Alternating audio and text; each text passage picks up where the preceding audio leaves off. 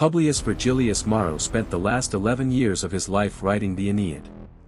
He worked on it slowly, obsessively, revising lines that already worked and leaving others as temporary placeholders he planned to improve later. When he traveled to Greece in 19 BC to research the final revisions he had in mind, to walk the landscape where Aeneas had walked, he fell ill at Megara. He died on the return journey, at Brundisium, on September 21st of that year. He was 50 years old. Before he left for Greece, knowing that the poem was not yet what he wanted it to be, he had given instructions to his literary executors, the poets Varius and Plotius Tuca, that if he died before finishing it, the manuscript was to be destroyed. He would not publish imperfect work. He had spent 11 years on it and it was not good enough. Augustus, who had been waiting for the poem for years, and who understood better than Virgil what the Aeneid represented for the Roman state, overruled the instruction. He ordered Varius and Tuca to publish it, making only minimal corrections, filling in a few lines that were obviously incomplete, smoothing the roughest passages, leaving everything else exactly as Virgil had left it. Including the unfinished lines. Including the half-verses that appear throughout the text, where Virgil had stopped mid-thought and intended to return. These incomplete lines, there are 58 of them, have been objects of scholarly fascination for 2,000 years, evidence of the poem's composition, invitations to completion that no one has ever been fully able to accept. The poem Virgil wanted to destroy is the foundational text of Western literary tradition after Homer. Every major literary language in Europe found its identity partly through translation and imitation of the Aeneid. Dante chose Virgil as his guide through hell and purgatory. The Aeneid was the first book printed in Italy after the invention of movable type. It is still read, still studied, still argued about. The poem Virgil considered unworthy of publication has outlasted everything he might have replaced it with. Mantua, Andes, and the farm. Virgil was born on October 15, 70 BC, in the village of Andes near Mantua in Cisalpine Gaul, the northern Italian region that was then technically a province rather than part of Italy proper, whose inhabitants held Latin rights but not full Roman citizenship. His father was a farmer of modest means who also worked as a potter and kept bees. His mother was named Magia Paula. The family was not poor, but they were not aristocratic, and the landscape of rural Mantua. The broad Valley, the rivers and marshes, the farms and vineyards, the specific quality of northern Italian light, embedded itself in Virgil's writing so thoroughly that every landscape in his poetry carries something of it.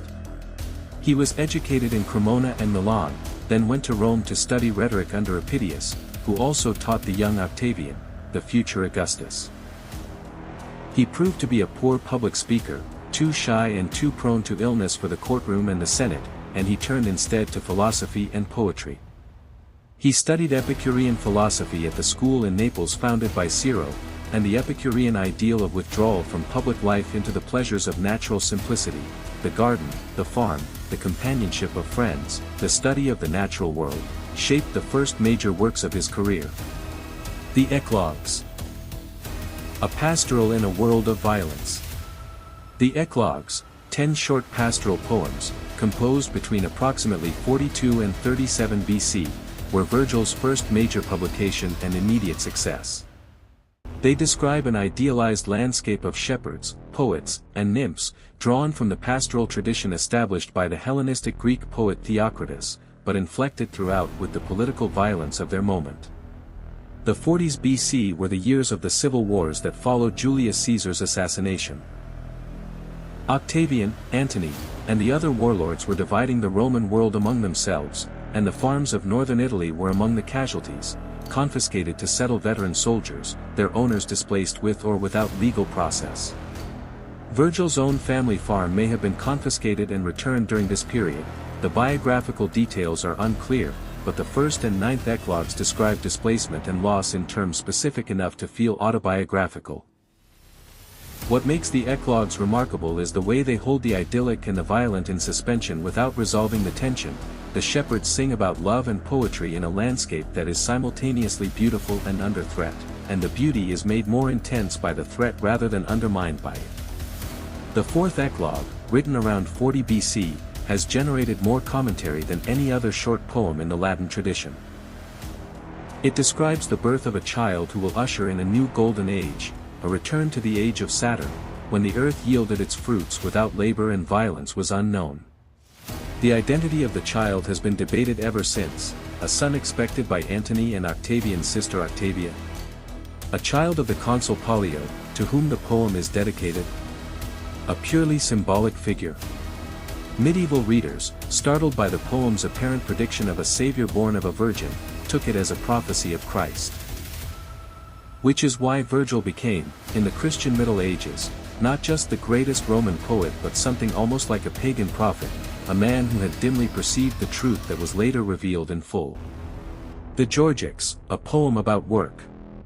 The Georgics, 4 books of didactic poetry on farming, viticulture, animal husbandry, and beekeeping, were commissioned, or at least encouraged, by Gaius Maecenas, the great literary patron who was also one of Augustus's closest political advisors, and who understood that a poem celebrating the dignity of Italian farming would serve the new regime's ideological needs.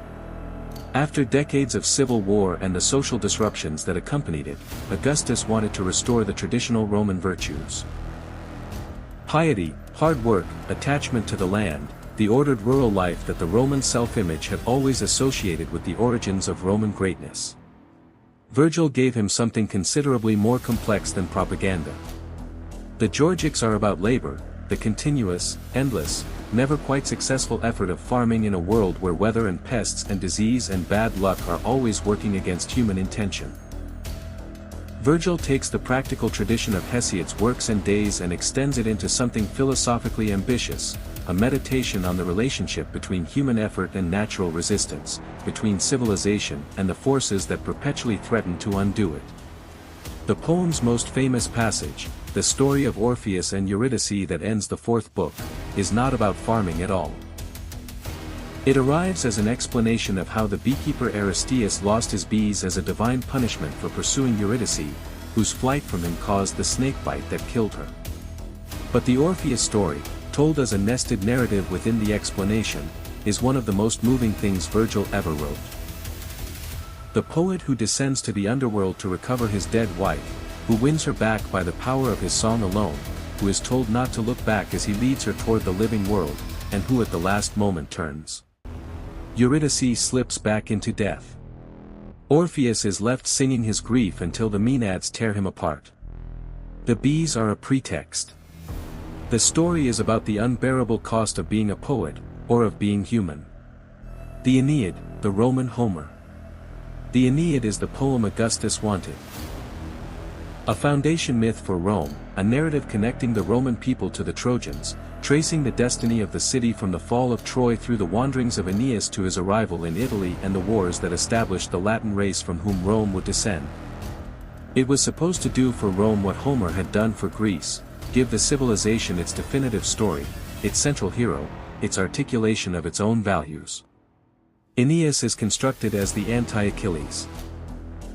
Where Achilles is defined by personal passion, his wrath, his grief, his refusal to subordinate his emotional life to any external obligation, Aeneas is defined by pietas, the Latin concept of duty, of the obligations owed to gods, to family, to community, and to the future. He is not a man who does what he wants. He is a man who does what is required of him, repeatedly, at enormous personal cost. He carries his aged father on his back out of burning Troy. He abandons Dido, the queen of Carthage who loves him, because his destiny lies elsewhere, and the abandonment is presented not as a triumph of duty over weakness but as an act that costs him something real, something that the poem refuses to minimize. He fights a war he did not want to fight. He kills a man in anger at the poem's final moment, when he might have shown mercy. A moment that has troubled readers since antiquity, because it shows the hero at his worst precisely when the narrative seems to expect him to be at his best. Dido, the character who outgrew the poem. The Dido episode, books 1 through 4 of the Aeneid, in which Aeneas is shipwrecked at Carthage and falls into a relationship with its queen before being recalled to his destiny by the gods, is the most psychologically complex and most emotionally devastating section of the poem, and arguably the most influential. It is the model for the abandoned woman in European literature, from Ovid's Heroids to Chaucer's Legend of Good Women to Purcell's opera Dido and Aeneas to Berlioz's Les Troyens. The figure of Dido weeping on the shore as Aeneas's fleet disappears has never stopped resonating. Virgil's Dido is not a simple victim. She is a queen who has founded a city from nothing, a widow who has sworn fidelity to her dead husband and then broken that oath under divine compulsion.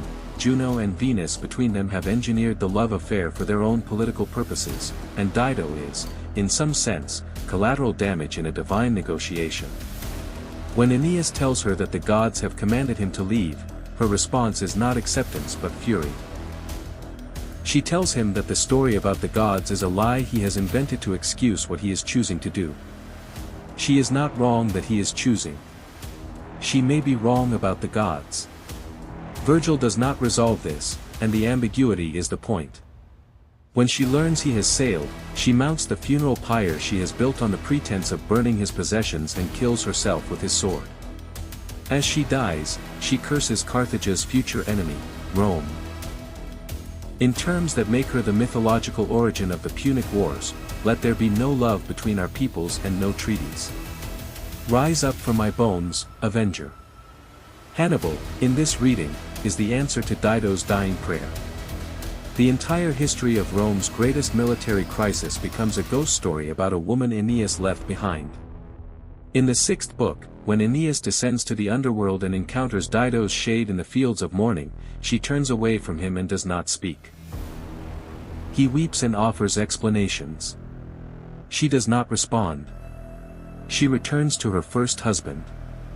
It is one of the most quietly devastating moments in the poem, the hero's attempt at reconciliation met with total silence, the past refusing any closure, the cost of pietas measured in the face of a woman who will not look at him. The descent to the underworld. The 6th book of the Aeneid, Aeneas's descent to the underworld guided by the Sibyl of Cumae, is the philosophical center of the poem and one of the most influential texts in the Western literary tradition. Dante modeled his own descent on it. The structure of his Divine Comedy is unthinkable without Virgil's 6th book as its template.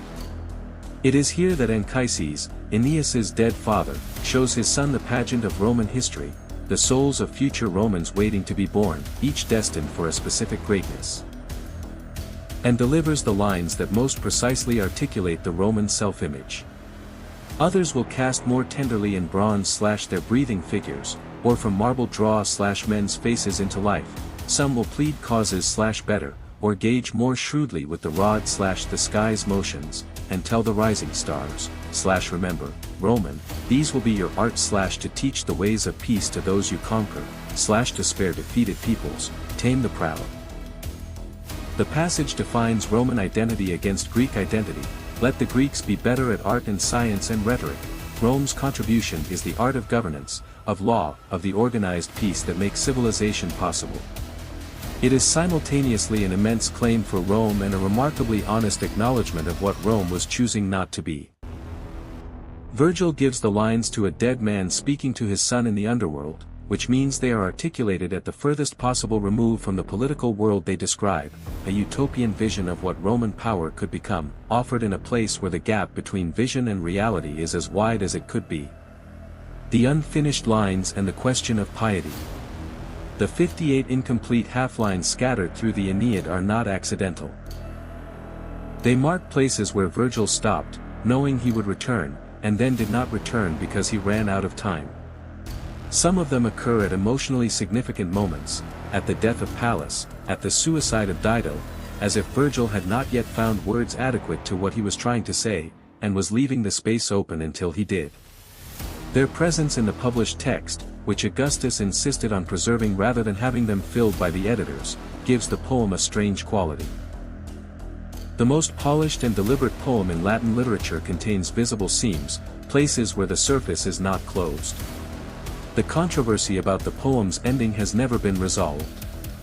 Turnus, the Italian warrior who has been Aeneas's opponent throughout the second half of the poem, is defeated in single combat and begs for his life. Aeneas is about to show mercy, the pietas he has embodied throughout the poem would seem to demand it. When he sees the belt of young Pallas, whom Turnus had killed, on Turnus's shoulder. He kills him in rage. The poem ends on the word umbras, shadow, shade, the darkness of death. There is no reconciliation, no celebration, no establishment of the peace that the poem has been building toward.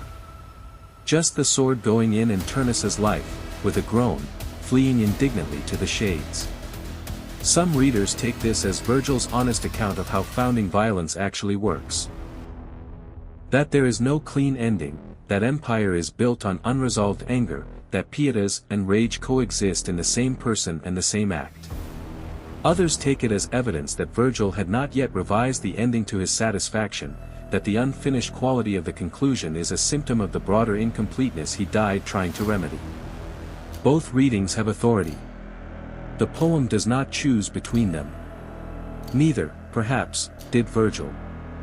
The Middle Ages and Dante's Guide. After Virgil's death, the Aeneid became almost immediately the foundational text of Roman education, the poem every educated Roman read, memorized, and returned to throughout their lives. Schoolchildren copied its lines as exercises. Generals quoted it before battles. Philosophers used it to illustrate arguments. The practice of the sorts Virgilianae, opening the Aeneid at random and reading whatever line appeared as a prophecy of one's fate, was widespread for centuries, used by emperors and soldiers and ordinary people seeking guidance. Augustus himself reportedly consulted it. Charles I of England, imprisoned before his execution, is said to have opened the Aeneid at random and found the lines in which Dido curses Aeneas. The practice treats the poem not as literature but as a living oracle, exactly what Virgil, who had wanted it destroyed, might have found most uncomfortable. In the Christian Middle Ages, the fourth Eclogues' apparent prophecy of a savior elevated Virgil to a unique status, a pagan who had somehow perceived the truth, a soul who deserved better than the hell to which his pre-Christian birth condemned him. Dante resolved this tension in the only way available to medieval Christian theology.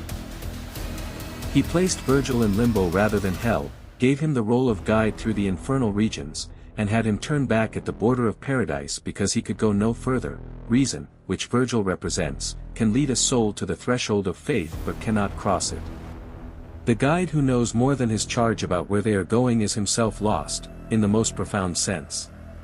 There is something specifically Virgilian about this position. The man who knew what Rome was supposed to become, and lived to see the wars that made it possible, and wrote the poem that justified it, and wanted the poem burned.